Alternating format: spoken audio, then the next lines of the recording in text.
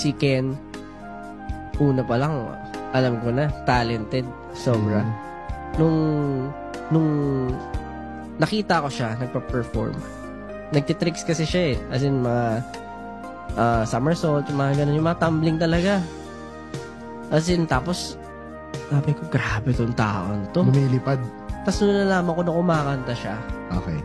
ayun na, sabi ko, siya na yung panlima natin. Okay. Kaya nilaban ko talaga. Sabi ko, hindi pwedeng hindi makuha. Sabi ko, pag di nakuha si Ken, it's either, uuwiin siya ng di ba, wala. Parang nakikita na lang kasi siya nung time na yun eh. Oo.